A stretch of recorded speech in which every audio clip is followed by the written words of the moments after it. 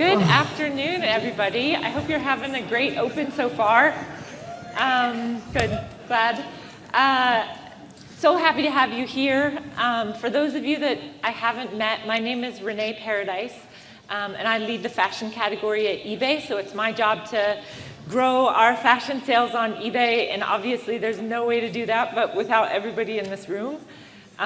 So amazing to meet many of you. I hope to meet a lot more. We've got a pretty amazing panel of top sellers here today, and what we really wanted to talk about is tips and tricks and how to grow. I'll let these guys kind of tell you a little bit about their businesses. Zach is from Area Trend.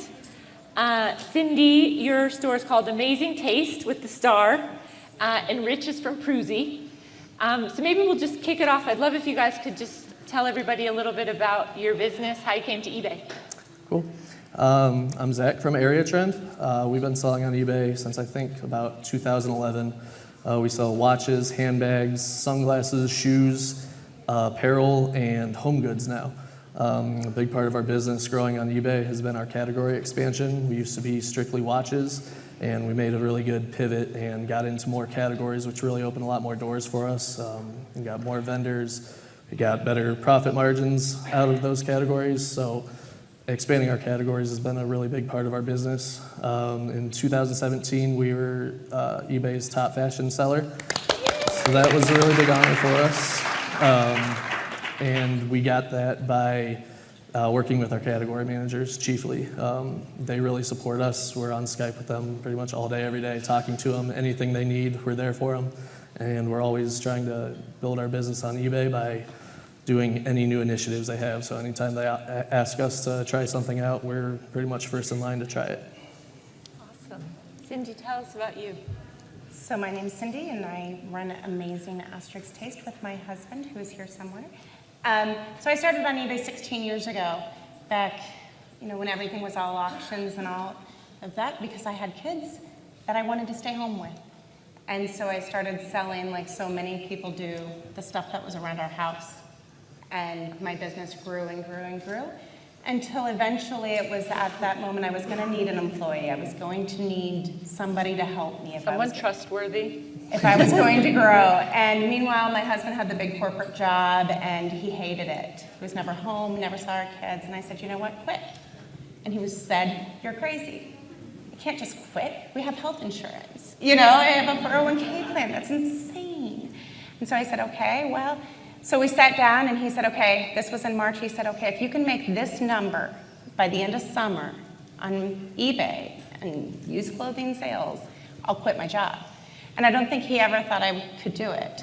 But I said, okay, challenge accepted, and I made that number. And so then he went and he quit his job, and we now support our family, put our kids through college, all of that, selling clothing on eBay. Amazing story.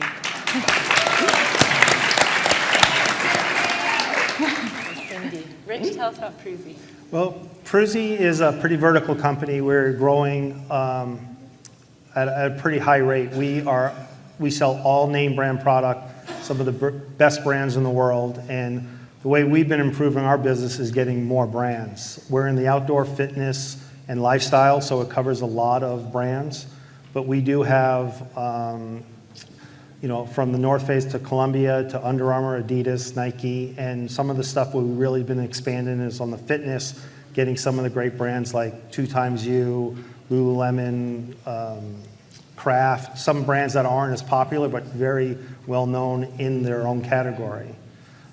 We're a little different. We are growing on eBay just like you guys are, and we use eBay more of as an outlet of end-of-life product. And one of the things that we're here trying to do is get more focus on more of our inline product to get and raise our numbers on eBay. How Cindy sells used clothes, I have no idea. Everything we sell is new, so it's very strange for me that people are still buying. I think it's amazing, and it helps you guys because you could be such entrepreneurs just by doing anything. But we're pretty focused on branded product, new product, and selling big volume of units. That's awesome. Nothing really motivates me more than hearing the growth stories, and it makes me feel great about eBay as a platform. I didn't say when I introduced myself that I'm actually totally in the game, complete addict. I have a Lululemon store on eBay, and I've sold a couple $100,000 of Lululemon, sourcing on the weekends, listing on Sundays, my husband outside the store on his phone, but I love it. And it's really important to us who are working at eBay to make sure that we're using the products all the time, so that we understand some of the challenges that you all are going through. But I, always learn so much more by talking to you all. Something that might be interesting is just to tell us, if there was a tipping point in your business at some time where you really began to grow. Tell us about that story. What happened? How did you really turn your business into growth? I think for a long time we were only sourcing from a couple distributors. When we really started branching out and bringing on more brands, more products, we started using tools like eBay's sourcing guidance. Basically, it showed us what brands to go after, and we were able to take that and then go after more brands. That's really when our business sort of started to ignite for us. Other than that, like I said before, our category expansion, had we been in watches only today, we'd probably not be here anymore. So really being able to expand our categories, it just opened all kinds of new doors for us. I mean, if you can sell apparel on eBay, why not sell every other thing in the fashion, You already have the connections, you already know how to list. So that was a big tipping point for us, was getting into new categories. Tell us a little bit about those connections. Yeah, I mean, our category managers at eBay. Yay for sales! I mean, your sourcing connections. Your sourcing connections. How do you develop the relationships to get the product? Our sourcing connections. Really, we're at all the shows. So, I mean, there's a few shows in Las Vegas a year for watches, shoes, anything really. And one of them is coming up in a couple weeks. So we hit the shows hard. We have a buying team that goes and tries to make those connections. I mean, I've gone as far as clicking contact us on brands' websites. I mean, you can try that. You can go to LinkedIn and just type in the brand name and, salespeople or whatever title you want to search for. Try reaching out to them. I mean, there's all types of things you can try. None of them are going to be perfect. A lot of times people are going to laugh at you, but just who cares? Keep going, Yeah. Exactly. And the more sources you have, the better. Tell us about your growth, Cindy.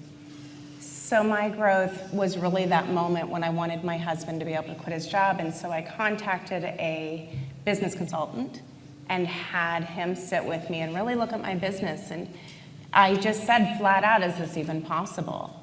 And so he said, okay, let's look at it. Let's start at the beginning. Tell me exactly what you're doing from point A to point B. And then let's find those areas that we can better optimize. And so he said to me, you're not a lazy person. There's not an hour of your day when I can just tell you, go work more that hour. Give up the soap operas in the afternoon. That's not you, so you're not gonna find that hour, so find 10 seconds. And then find 10 seconds again, and find 10 seconds again. And allow that 10-second interval to add up. And then he said, let's look at your numbers. Let's really look at your numbers. Let's look at your categories. Where are you missing categories? Where can you expand? Where is your profit margin best? Where are you wasting time? These categories just take you too much time for the profit on the back end. So because I was a one-woman show and I had no ambitions of having warehouse and 100 employees, so can you find time? Where can you make your time then most profitable? What were some specific changes that you made at that time? So I looked at how I was photographing items and where I was photographing items. Is there a better setup for that? Am I losing time, by photographing a sweater and then moving to a pair of shoes or something like that? Yeah. We looked at my listing process and how can I streamline that listing process? How can I streamline my shipping process? All of those things, from the simplest, just move your pile 3 feet over, to bigger things of looking into third-party listing softwares and that sort of thing to streamline that process. And then he told me to stop cleaning my house. For real. Top tip, y'all. Right? He said, stop cleaning your house. And I laughed and I said, that's great. I'm going to tell my husband that. And he said, no, really, what you would pay someone to clean your house is far less than you make every hour. So every hour you spend cleaning your house, you lose money. And I went, huh. Yes! This is the best thing ever! So he That said, sounds you know, like a win-win insight. right? So it was that moment of, okay, I was looking at my time as a whole, as a business. If I want to grow my business, where can I find that time to grow it? Great. Rich, tell us about Prusy's growth. Ours comes from market trends. We started as a golf business, and we did pretty well. And all of a sudden, the golf market started going down, and it was getting a little tougher to get products, and the relationships were getting a little tougher, and people were changing and moving positions and jobs and moving out of the industry. And we started like, wait a minute, what are we going to do? Like, everything's going away. And we said, where can we trend to a better spot where we're not so reliant on one industry? And that's when we went to the outdoor fitness and lifestyles. And, we got lucky and made a couple good connections with some top brands. And, we're pretty secure right now for a lot of growth. So one of the things I would recommend is always concentrate on trends, on what's popular. And if you could foresee what's coming, if one item is popular now, what's going to be the next item? If you could be a forerunner and try to figure out what the next items are, it really helps. Jump, because the sooner that you can figure that out, the easier it will be to keep your product current and moving. And I think Zach was saying, like, for trying to reach out to these people, like, I would call them, get nothing back. I would email them and get nothing back. But the one thing that really works, and I don't know why, but I'd LinkedIn these people and I just say, hey, I just want to connect. And like, they instantly respond to me. And so now I do it all the time. I leave literally a computer up, and anybody that's connecting with me, I'll LinkedIn them right away. I'll connect with them, and then I'll converse that way, because for whatever reason, the trend to me is they'll respond to that, but they won't respond to a phone call or an email. That's so interesting. You got a big network by now. I have a pretty big network. Everybody LinkedIn. We Rich. cover a lot of ground. Can you talk a little bit specifically about, you mentioned the importance of keeping up with the trends, trying to predict the next product. How do you do that? I've been doing it a long time, so it's a little easier for me. But, it's just what you think, what your kids are playing with, what your wife is wearing, what seems to be in the next movement. And I've been doing this a very long time at this point, so I feel like I'm pretty good at it. I always tell a story about Hydro Flask. Are you guys familiar with the bottles? Mm-hmm. So when it came out, the one person I worked with, the owner, kind of liked it, and she started promoting it. I got behind it, and we started moving and really jumping before they were selling anything. And we were buying pallets and pallets and selling them like crazy. And I truly believe I'm one of the reasons why Hydro Flask is as big as they are today. Now, they got big enough, they said they stopped selling me, because we were selling too many units. But it's just having the foresight to know that was before, like, the bottles were really popular. I mean, the bottles are always good, but they weren't as popular as they were. We found that, and it just was really big for a good period of time. And now, I have options to buy thousands of bottles a day. Not as good anymore because it's saturated. But you just have to keep moving. I mean, and just have an idea. You have to trust your gut of, I would like that, or I could use that.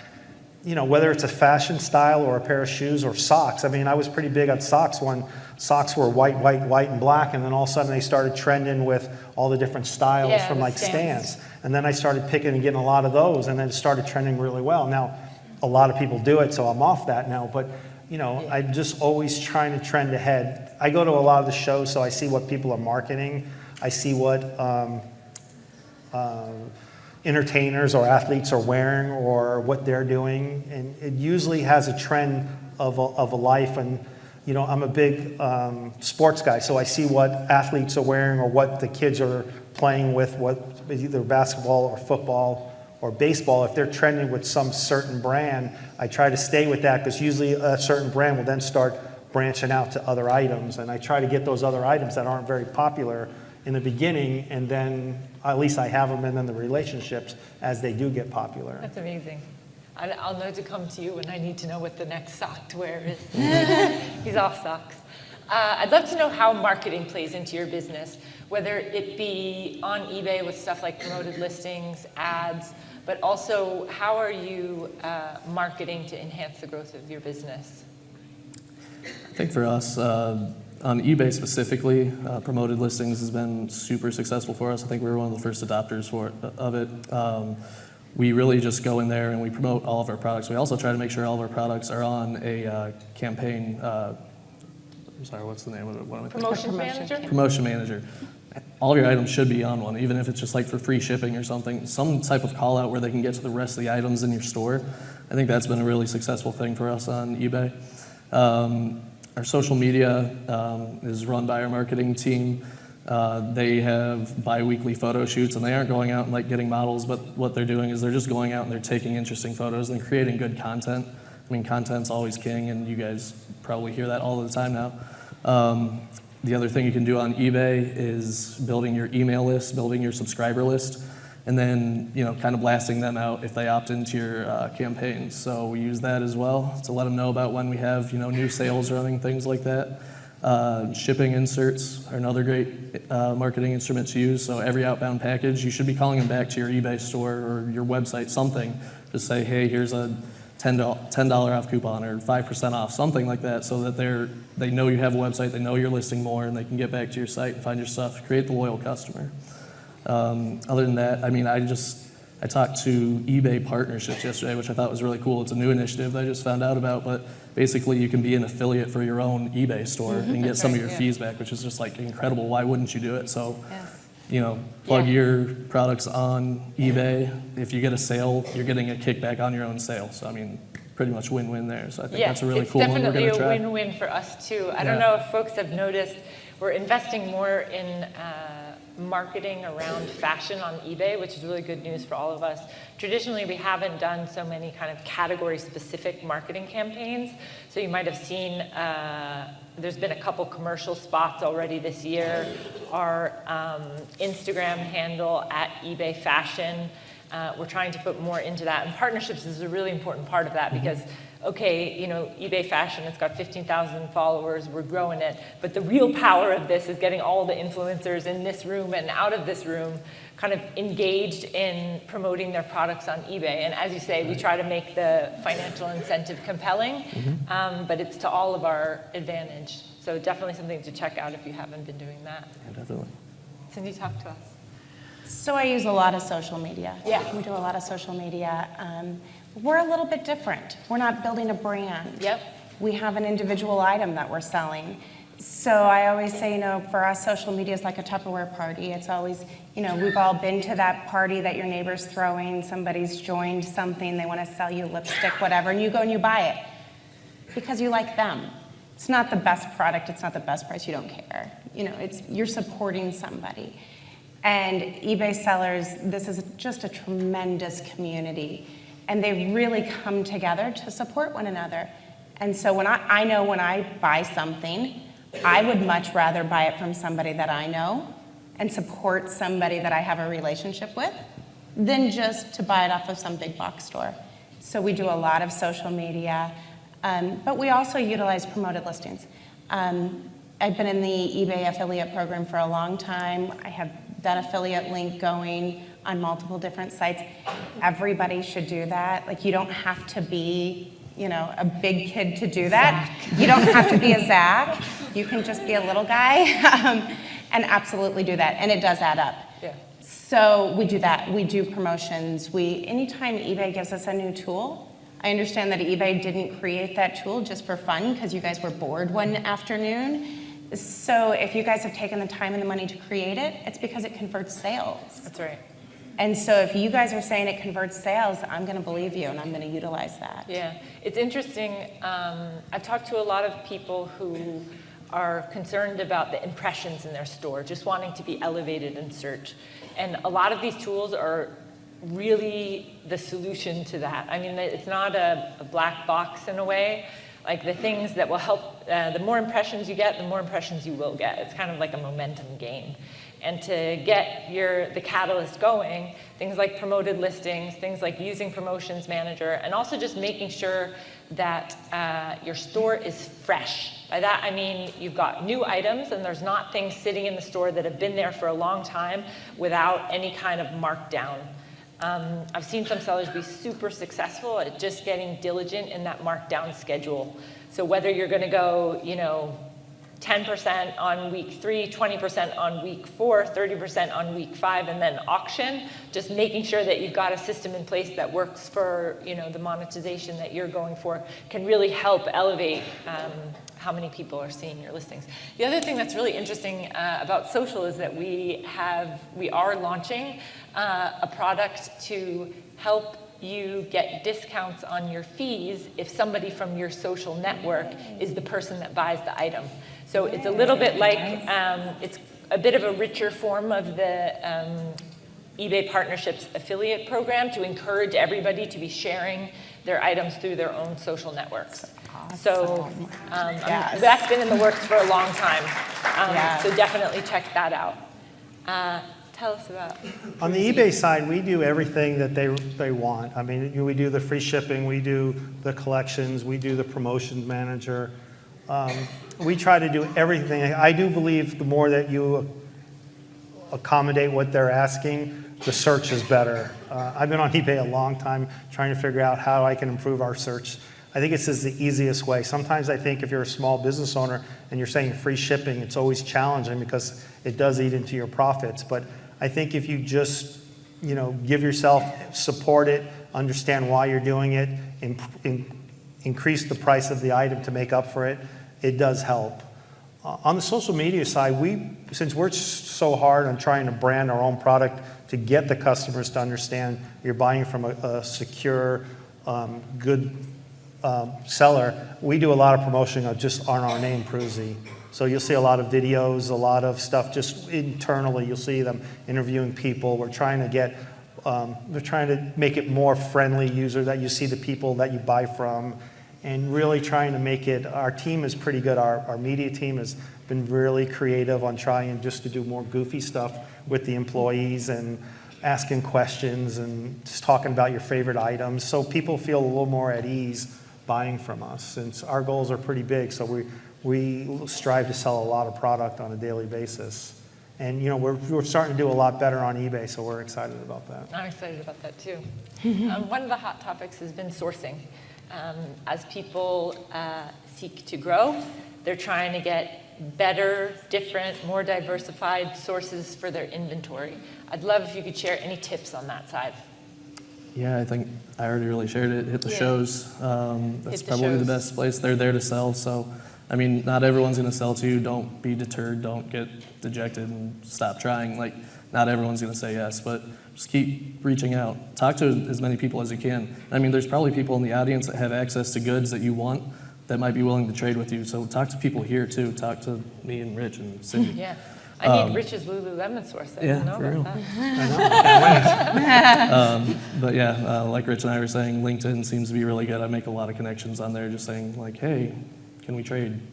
I mean, so that's just a really simple way you might be able to find some good connections. Yeah. Tell me, Cindy, how have you diversified kind of your sourcing and where's it coming from? So we're probably like most of you, and we're sourcing, anywhere, everywhere you can get your hands on a product. But I think the principles of what you're saying apply to us all, because I can make that connection with that consignment store owner, and she's going to have stuff she can't sell. So then I can say, okay, when it doesn't sell, let me come in and buy it all from you at a reduced cost. That's awesome. So it's still making those connections, maybe not at the watch show in Switzerland, but maybe at my local consignment store. Making those connections with, I know people who made connections with their local school, which isn't fashion, but they made a connection to buy all the books at the end of the school year and made a boatload of money off of them. So making those connections anywhere you're at, making connections with your manager of your Lululemon outlet, so that you know when that's My best friends. so that you know when that stuff's going to go on sale. It still all applies no matter what level you're at. Any tips, Rich?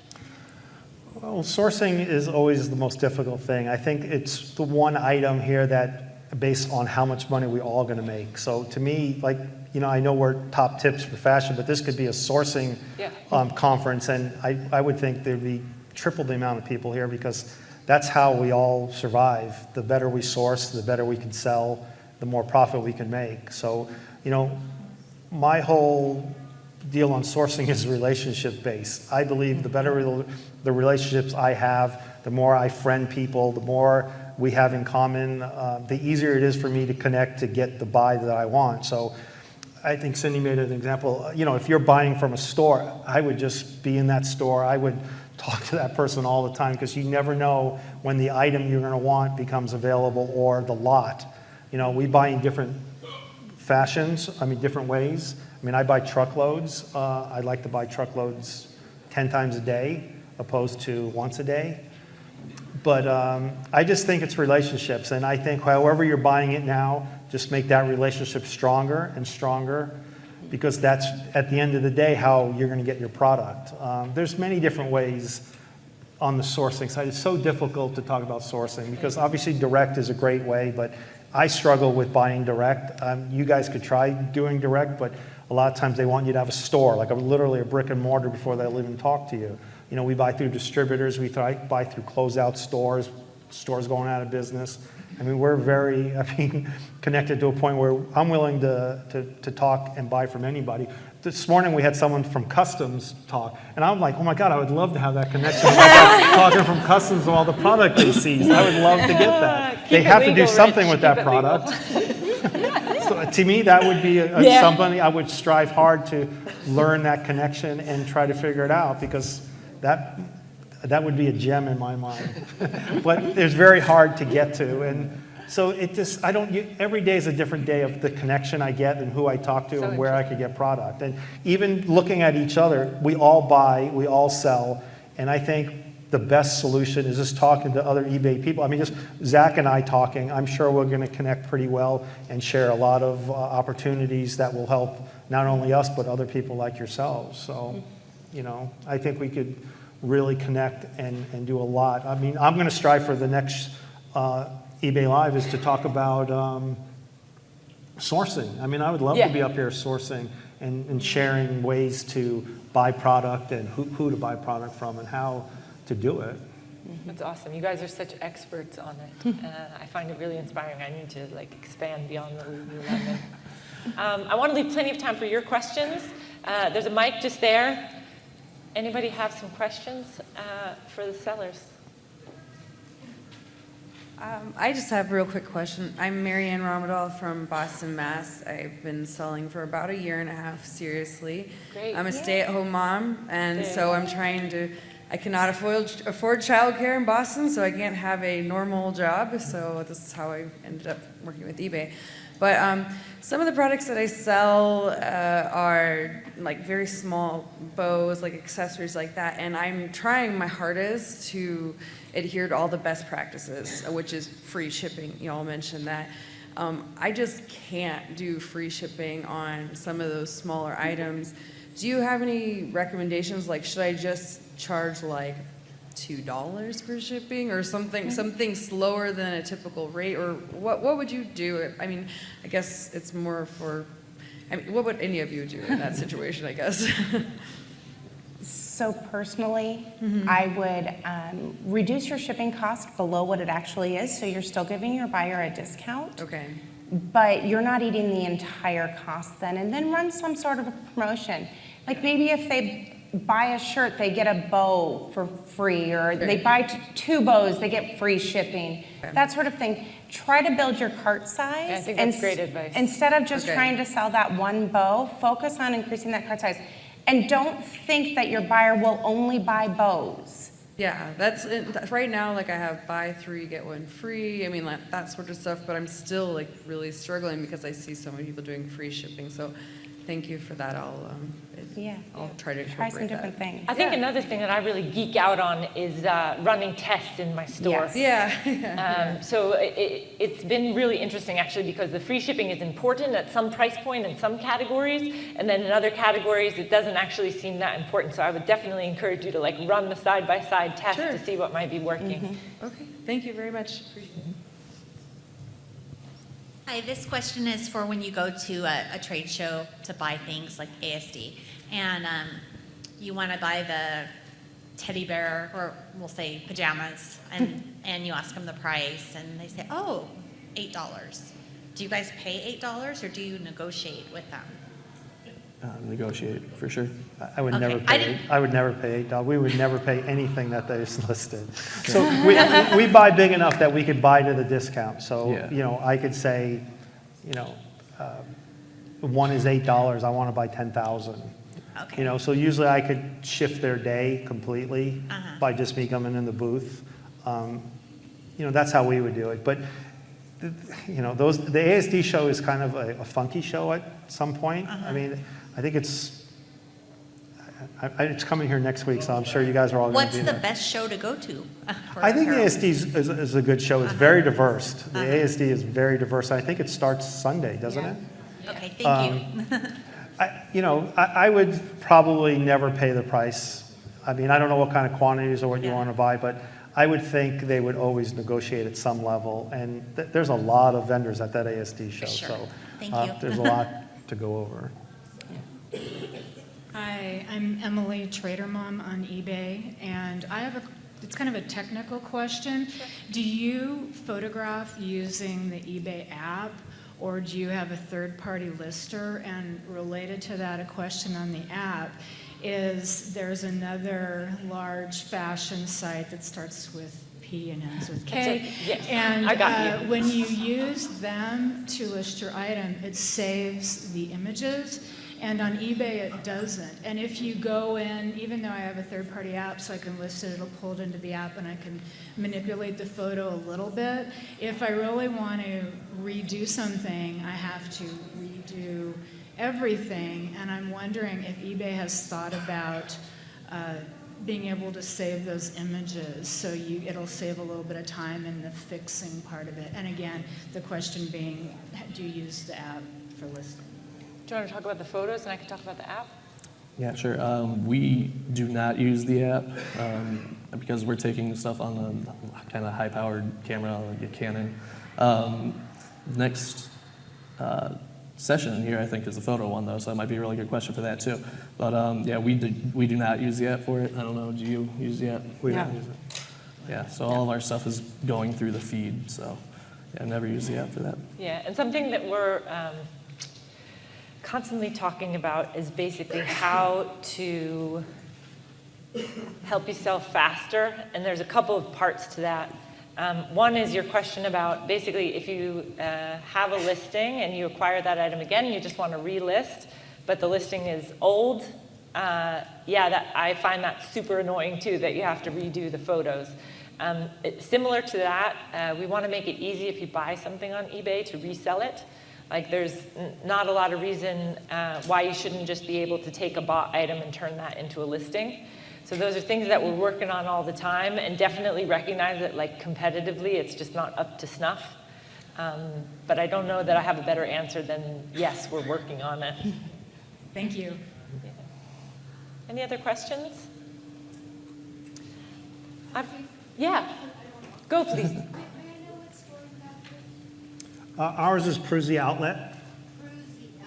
Right. Proozy. Yep, she's shopping. Hi. Hi. So, just to recap, do all of you do free shipping on your items? We don't do free shipping. You don't do free shipping. Have you tried free shipping and seen that it made no difference? Yes. You did, because No, it's okay.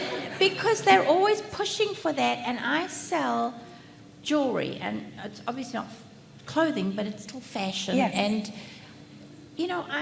I tried the free shipping, and I didn't notice any difference at all. So I just went back to charging shipping. So it's kind of encouraging to hear that you. I will say we did go free returns. And I do love free returns, and I never thought I would say I love free returns, ever. But our return rate has actually decreased with free Wow. returns, which, yeah, I wouldn't believe if I was sitting out there, but it is totally true.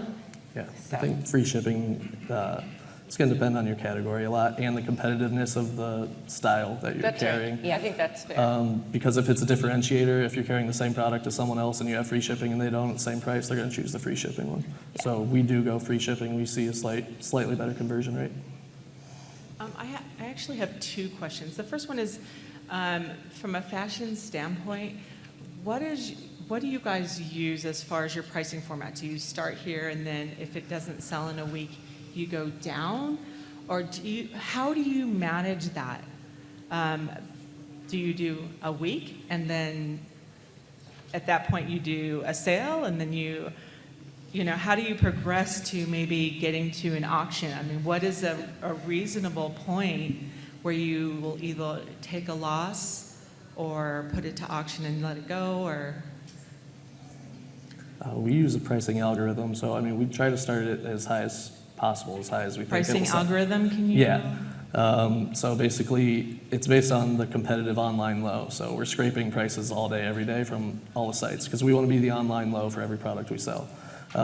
If we can't get to that point, then it goes to a markdown system, and I believe it is like every week or every 2 weeks, it'll step it down until which point it's to a killed status, and then we say, okay, we're pretty much good taking a loss here, so we'll sell it almost at a loss. That's how we manage it. Ours is really complex. We're super advanced in Do that. you keep track of it? How do you keep track of the date that you actually have listed that item? Do you use it in an Excel format of some sort? Yeah, we have an Excel format that shows us our first purchase date, last purchase date, all of that. Okay, so then you just kind of sort it by that and then go down to, do the other two of you do it in a similar fashion? We do it very similar. We have a lot of products, so we're always looking to be the most competitive price on the market. So we probably give Zach fits because we're always struggling.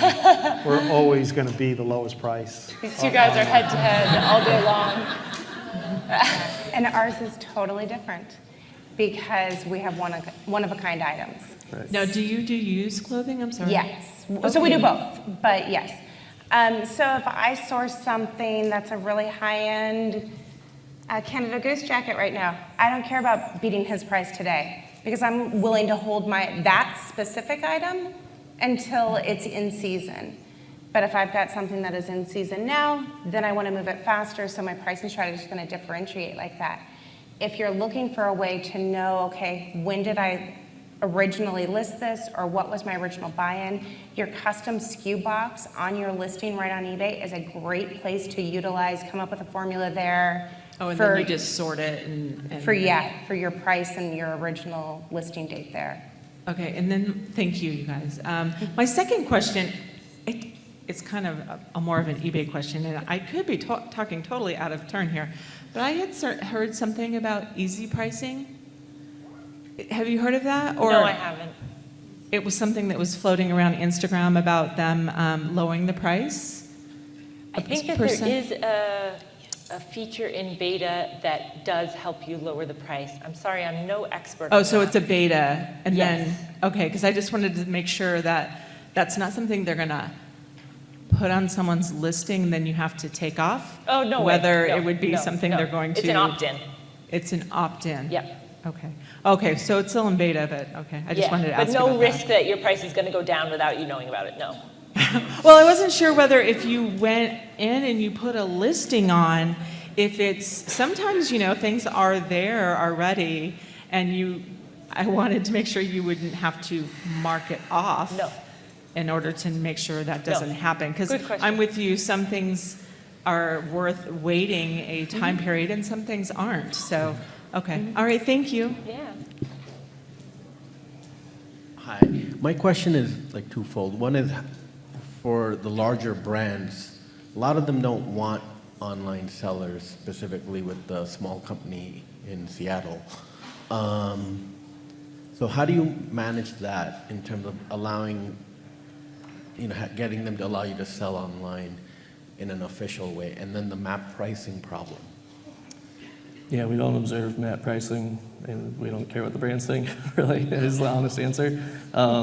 if they're selling to someone and we buy from that person, it's a real product. They can deal with it. If they don't want to sell to us directly, that's fine. Some brands we stay away from completely because, you know, we respect them. It's like, if you don't want us on there that much, that's okay. eBay is easier than other marketplaces. Amazon, for instance, you know, you have gated brands that you absolutely cannot sell on there. But yeah, it's just choosing the brands that you're going to have problems with if it's worth the you know, the headache that they're going to cause for you, because there are brands out there that are just awful, and you know, we just stop selling their stuff. It's like, okay, you know, it's not worth this much. But yeah, honestly, that's how we deal with it. Rich, you have any? If we have a direct account, we would, and if it's an inline product, we would sell it at MAP and then maybe best offer. If it's a closeout or an off price, we have the ability to sell it for anything we want, so we do it. But you made a joke about Canada Goose. We don't have a direct account, but I would never sell a Canada Goose jacket at a discount. The only way I would do it is put it at MAP and put a best offer and then navigate it through there, because I don't want, I mean, it's something we're striving for, so I don't want to create a bad relationship before I even start. So it all depends on where I'm buying it, how I'm buying it. If it's a direct account, I try to be as perfect as possible to the policy and the relationship. So we take those very serious because we know we're going to grow substantially, and those relationships are going to be very big. And it goes all the way back to what I talked about earlier. It's really relationship based. So we would never want to disrupt their relationships of what we're doing with them, ever. I mean, I feel like without the MAP pricing, it is ultimately a race to the bottom. And It is, yeah. Yeah, and that's the problem you get when you're going direct and you have to observe MAP. I mean, and then they sell to someone else and they're not observing MAP. That's a problem. So, yeah, we see that a lot, and it's a race to the bottom a lot of times. So that's why you have to be careful with inline relationships like that, because then if they're selling off to someone else and that distributor is going to other people, people are going to be undercutting your price, and you're going to be stuck at MAP. thank you. Minimum advertised price. Hi. If you have an item that's $20 and it costs $5 to ship, then why not just charge $25 free shipping? Because that's what I'm doing now, and it works great. Yeah, that's what we do. Right? Okay. We work it in. Most online marketplaces, eBay included, tell you that you're going to have a higher conversion rate if you advertise free shipping. Okay. So yeah, I definitely agree with that strategy. Okay. So that's the best strategy for that. I think so. Yeah, especially if you don't have competition at that. Yeah, I think that's a really Thank good you. call. Yep. Two questions for the fashion. Can you give us an idea of your timeline for seasonal selling? Like when you begin summer and cut off for summer and spring and that sort of thing? And second of all, how many times do you relist the same items, or do you differentiate particular items? We start about 90 days out from the season. I think that's typically what you see in retail stores. It's probably a good idea to kind of mimic what they're doing. The Nordstrom anniversary sale, it was all fall items, even though it's, you know, in July. So I think it's a good idea to kind of mimic what the retail stores do. And so like on a sourcing side, if, you know, it takes 90 days for us to get the product, then we're 180 days out from, you know, the season when we start sourcing. I totally agree. I think when you walk into the store, you're going to start seeing bathing suits in March. That's when you should be listing bathing suits. If you're walking in and seeing snow coats, then start listing snow coats. Absolutely. Do you have a relisting strategy, Cynthia? So our relist strategy and how long we will hold an item is based on their storage availability, because I don't want to warehouse at this point. So I know that I need those products gone in an average of 30 days. Wow. So after 30 days, I really start looking at that item. You know, is it an item that I'm willing to sit on, or is it something that I just need to get out of here? I need to move it out. Okay, thank you. I have a follow-up question on the question which was just asked about a $20 item with $5 shipping versus $25 item with free shipping, right? So you said there's no difference, but is there a difference when buyer returns the item, then you only have to return $20 and not return the shipping cost of $5? Yeah, if you state it in your return policy, and that's actually what we do. If you get return shipping, I think we have like a $5 charge just to cover it because now we're shipping it both ways back to us. So yeah, if you state it in your return policy that, there's going to be a $5 charge if you selected free shipping to get the product back to us to pay for the return. Right, okay. Is that available only with free returns? Your free returns, yes. We are not free returns, no. Oh, there you go. So I think when you offer free returns, then you also need to offer free shipping, or those are not related? I believe they can be independent. Yeah. They're totally independent Okay. because, yeah, he's doing free shipping and not free returns, and we're doing paid shipping and free returns, so we're Okay. exact opposite. Okay, all right, thank you. Thank you so much for your time. Renee, we have one more quick question in the back. Oh, okay, Should we one grab more this? question. Oh, and then you gotta run. Yeah, I have to run. I know you have to go, but thank you so much. Absolutely, this is I can't wait to connect. I Yeah. think we're going to help each other out. I think so too. I think it's going to be great. Oh, she's moving fast. Oh, good.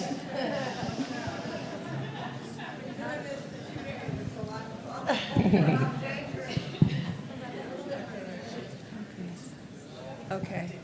eBay is now saying that you have to have 30-day free returns to be a top-rated seller. And some of the things really should not be returnable, like some very expensive rings, or they should be returnable within a certain period of time, certainly not 30 days. We sold someone who had worked for Cartier, and we sold it. We bought it for $1,000. We sold it for $2,500. And she's going, well, I'm sure I'll like it. I have 30 days to decide. And I said, whoa. So I just said to her, you have 7 days to decide. And this email is a confirmation of that. If you buy this ring, you have 7 days. And I said, is there anything that I can do for you? It's a size 7, but she said, well, measure it. And she gave me some other criteria, and I did everything I could. And she kept it, and she really liked it. But, to lose $2,500 or to get back something else besides that ring, Yeah. which Yeah, is that's if you knew this, this maker, it's a very particular ring. It's called a love ring. It's, it's from France. It was a scary thing for me, and it worked, and it was great, and it was, $1,500 clear profit within a week and a half. But is there a way you cannot offer free returns, even if you're a top-rated seller, on a product? Does anybody know that? Yeah. I don't know that. I mean, we offer the Yeah. returns. Your top-rated seller status is not dependent upon all of your items. You can have a single item not be top-rated seller qualified. So then that one item wouldn't be. You can absolutely. Okay, and then the next question, you talked about Nordstrom. Do you have a sourcing relationship with Nordstrom where you go in there and they save things for you, or do you just go at a certain specific sale and try to get the lowest price you can? Oh, did I say? I don't remember saying Someone Nordstrom. talked about I Nordstrom. mentioned the Nordstrom sale. That's just their their anniversary sale Annual for all their sale. customers. Yeah. Okay. And that's a good thing to base your buying off of. What they're offering is probably going to be hot in the fall and things like that. So yeah, we don't source from Nordstrom or have a relationship with them. So when you make a sourcing deal, is it a local merchant that you go to? You work, We don't source from them. who at all. sources this? Someone talked about sourcing. I source all day long, Okay. and I source throughout the world every single day. Are you going to give us a hint on how you do that? Yeah, he's going to send a Talk to Rich list. after. I so- know Probably Cindy's not. got to run to a flight. Thank you so much, everybody. Thank you.